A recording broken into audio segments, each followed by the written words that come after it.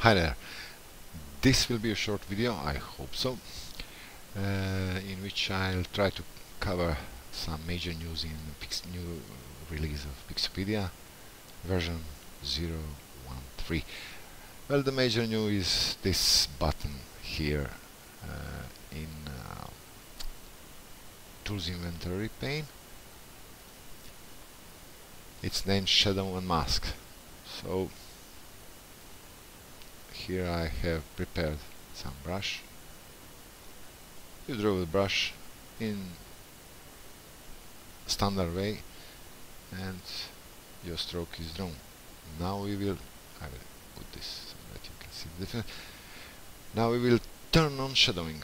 What does it mean? When we draw a shape, release the mouse button, a shadow will be drawn beneath the stroke. We can adjust offset of shadow here. We can do it in all directions. I will stick with this one. There is also an on over, which is a different kind of blending. It will darken in areas, especially if brush is blurred. It will darken a bit areas of the stroke. Also there is here a blur effect filter that can be applied through shadow. So if we increase, we'll see that this, I will turn off, you see that this shadow is softened using blur. Using blur filter, we can change the color of shadow and so on. Here is here is a stroke drawn with shadow turned on in the standard plus mode with capacity of 52%, which more transparent shadowing is obtained. Of course, any shape, on any shape, a shadow is applied. Also, you must take care when doing some filters. If the shadow is on and you are applying shape using, you are applying filter like median using standard shapes, when you release mouse button, median is applied not only through a brush selected, and the shadow is added as well. So if we go here, this compose filter, action, anything we draw after releasing mouse button, shadow is drawn. So you must take care. It may come sometimes very handy to apply some artistic effects on shadow. So please take care. The same way is with this stroke warper. I will turn here. If we use some twirling and use brush color scheme, you see not only this brush is twirled, when you release, shadow is drawn. So we can use a big twirling area. Again, when we release the mouse button, shadow is done. So we can use it for drawing different kind of, let's say, three-dimensional, especially if we apply such thing. Of course, when using strokes jittering, shadow is drawn as well, and so on. Here I will use colors, some other stuff. Sorry. Now I'll go back here. I will go to this image and shortly explain a masking option. Now I will turn off shadowing. Mask, we can use mask so that we can apply action through the mask.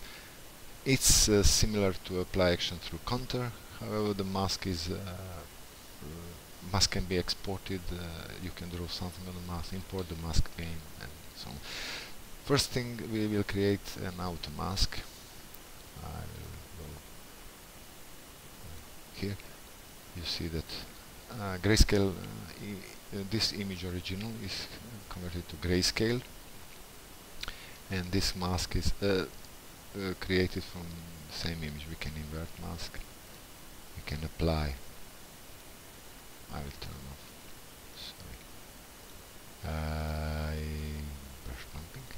So we can apply this. You see, the mask. We can use any color scheme. I have selected this palette. Here, if we invert the mask, we see that higher the mask is used as intensity. Mask normally is it's in the similar manner as a brush mask. So this yellowish color is applied more on the areas with high intensity and less on the areas with low intensity. Now you see that now when we when we have inverted the mask, intensity have switched the places, so we have a different effect here. We can export, as I told before, mask. Now it's treated in the same way. It's grayscale, but it is treated in the same way as normal image. When you export the mask, grayscale mask is converted again to 24-bit image, so we can apply anything we like. We can apply here. You can of course create a mask from the mask, but it doesn't have too much sense. The mask is always now we can import this mask. We can import any image we like. Here we'll choose this one. If image is of different size than this referent image, it will be resized. Now we can go again here and apply any action which is possible to apply through mask, like drawing, colors, etc. All filters. Here. Now this is important. We have imported the mask. Import and merge with. We can merge another mask with existing mask. I will not go through this. I will clear this.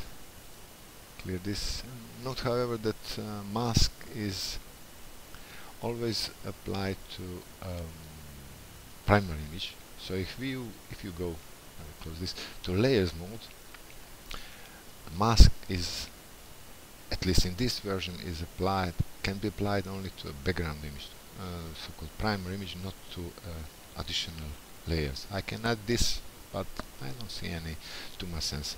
I will go back to standard mode. I have cleared mask. Now I will show you. It's the same as clicking empty mask. Automatically update mask with last shape drawn. So if I draw text here using all brush parameters, text is actually mask under the brush is immediately updated to this mask. So if I draw something like this, it's implemented here. So I can